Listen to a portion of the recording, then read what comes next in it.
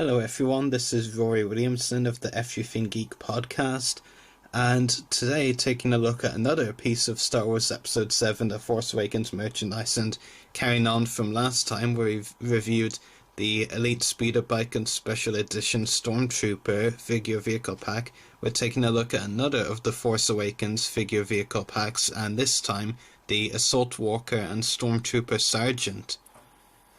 So this figure vehicle pack, reviewing it second because I have to admit I was a bit more of a fan of the previous one, and I have to admit while the previous one had a couple of nice surprises I wasn't expecting, like with the Stormtrooper having knee articulation and the speeder bike you could actually take it apart for more playability. This one, well, it's good, but it doesn't have as many surprises, but we'll of course talk about the figure and vehicle a bit later. So first of all, we're going to take a look at the packaging. So I'm just going to move the figure and vehicle aside from now and give us a look at the packaging. So first of all, going to move it a bit further back. The artwork, of course, of the pack itself with a very nice image of the Assault Walker and Stormtrooper Sergeant there. And down here is where it says Assault Walker. Up here is where it says Stormtrooper Sergeant. Up there, of course, you've got the Kylo Ren backdrop. And over on the other side, the Star Wars logo. On the back of the packaging, a few other figures and other things that are coming from Hasbro, or have been released by Hasbro, I should say. Of course, one of them being the Elite Speeder Bike and Stormtrooper, which we reviewed the last time round, the Captain Phasma figure and Armor Up Stormtrooper. Of course, you've got images on the back of the packaging of the Stormtrooper and Assault Walker, as well as showing a few of the features I'll be taking a look at later on in this video review. So yeah, it's the back of the packaging, as well as the description that reads up top, which I'll show you a look at there. And the back of the packaging reads, "These mobile assault walkers operate as mechanized cavalry units, storming enemy positions and running down fleeing troops." So yeah, interesting indeed. Now, last time round, if you recall, with the Elite Speeder Bike, one of the questions I raised was whether these designs were actually going to appear in The Force Awakens, or were they just made for these mini rigs, so Hasbro could have some more figure vehicle packs out there. Because if you recall, across other mini rigs from the films and from the film and the Clone Wars lines, for example, some of the mini rigs weren't actually, either the figures or the vehicles, sometimes they included, weren't actually from the films or the show. They would just be made by Hasbro, something made up, and sometimes they were pretty cool, so it's not a bad thing when they make things up. That said, the Assault Walker, which I'll get into a bit more later, I'm very unconvinced it will actually be in the film, because aside from a couple of things, it really just looks like an AT-RT from the prequel era, or it just looks very, very similar with a few changes, but I'll get to the Assault Walker in a moment.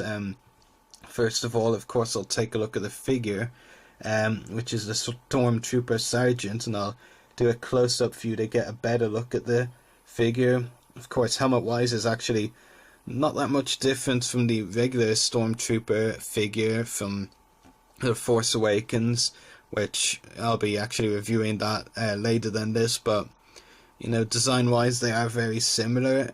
The real difference is the pauldron on the figure's shoulder, which you can see there, and that's pretty much the main difference between the Stormtrooper Sergeant and the regular trooper, and I'll actually show you the regular trooper here as well. Sculpting wise, there is actually a bit of a difference in the colour, if you can see. Maybe it's just the positions I'm showing them in, but pretty much they are very similar figures, aside from a few sculpting differences maybe, and of course the pauldron the Stormtrooper has, but the Stormtrooper Sergeant has, but yeah, very similar figures. What is actually pretty cool as well is that the Stormtrooper Sergeant, you can actually pop his head off, and the Pauldron is removable. So if you want to, technically, if you want to, cheat and not have to buy a bunch of Stormtrooper figures to, build a First Order army or something, you could just, remove the Sergeant's head, take his Pauldron off. You've essentially got another First Order Stormtrooper right there.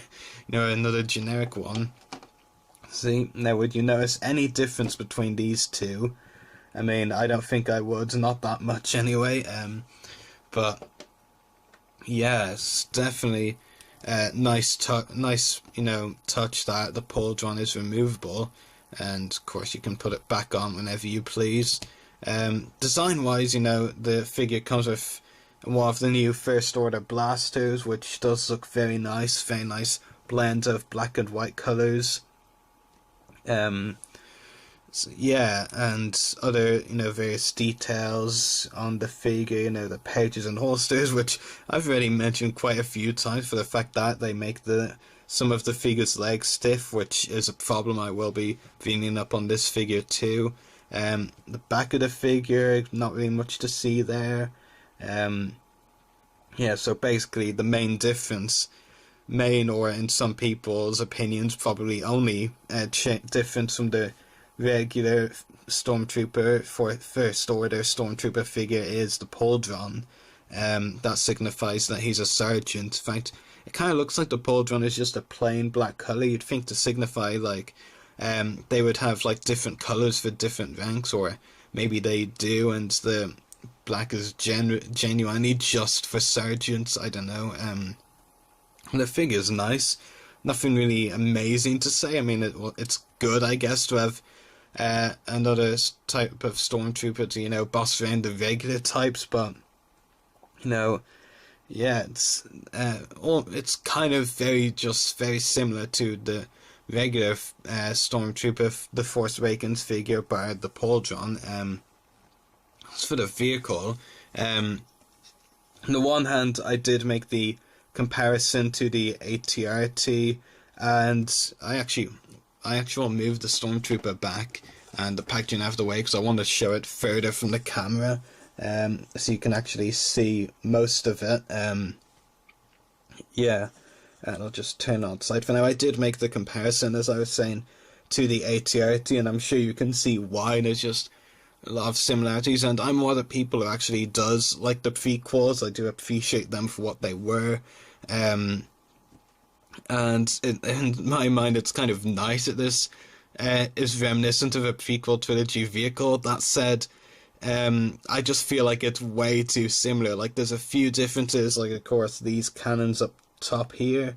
But other than that, it just reminded me way too much of an AT-RT, in all honesty, which almost kind of, I mean, as I've said already in this review and the previous mini-rig review, I do wonder if we won't actually see these designs in the film, or whether they purely were made by Hasbro themselves. On the one hand, I would like to see them in The Force Awakens, to have a vehicle reminiscent of the prequels. At the same time, I just think it's way too much like the AT-RT, so, it's no middle ground really with me, is there? But the vehicle does have some very nice designs, some nice colours on the side there, if you can see them very well, and yeah, some nice colours there, some nice colours on the legs as well, and on the side of the vehicle too, though the back of the vehicle itself is a bit plain. Yeah, and there are actually a couple of articulated parts of the vehicle, or rotating parts, such as the cannon here. It can rotate around, can rotate pretty much all the way wherever you want to move it.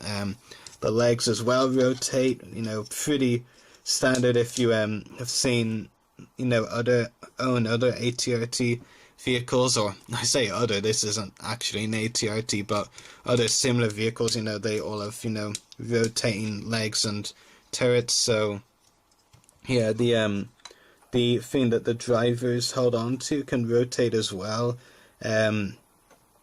So that's handy as well.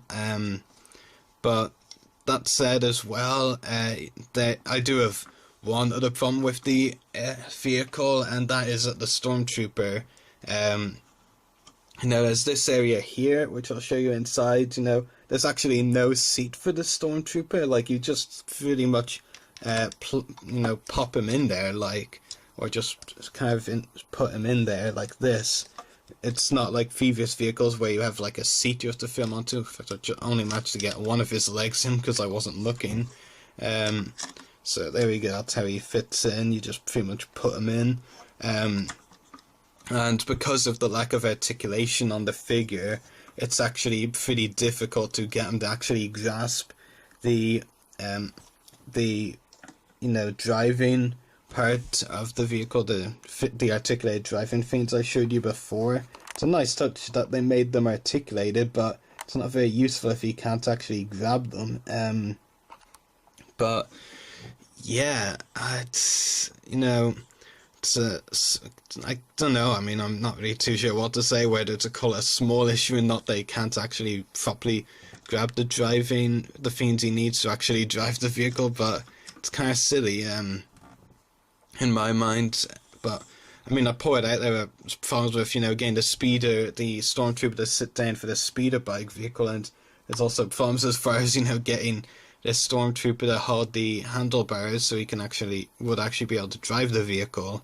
But yeah, so, it's a nice pack. I actually forgot to show you the articulation earlier of the Stormtrooper. He has a ball socket head, swivel shoulders, and swivel hips, and as I said before, on this leg, again, the sculpted pouches limiting the Stormtrooper's leg movement, which is a bit of a worry. It's, happened on a few Stormtrooper figures I've reviewed.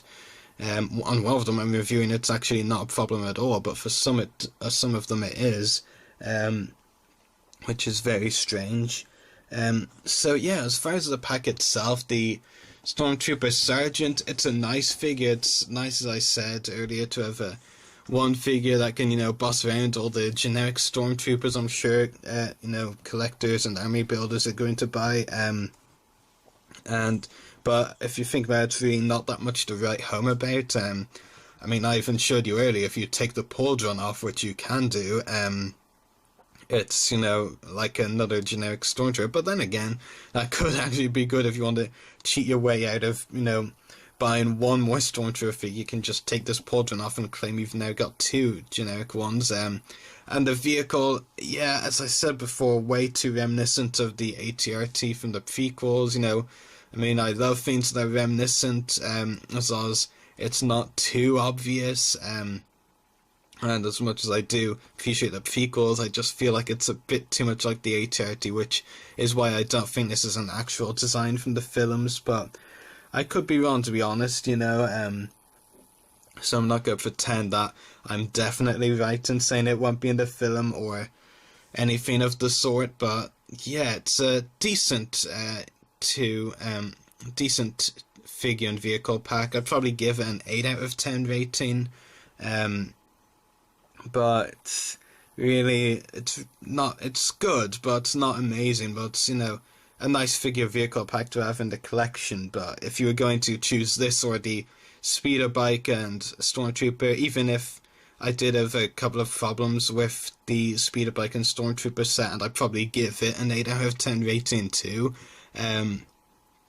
I think this one is still probably the weaker of the two packs, and I'd go for the other one more. But considering I found both at the same time and I had the money, I decided to get them both because I'd heard that the vehicles hadn't even made it here to Ireland. So, seeing these was actually a nice surprise when I saw them. So yeah, I hope you've enjoyed watching this review. So may the Force be with you, and bye.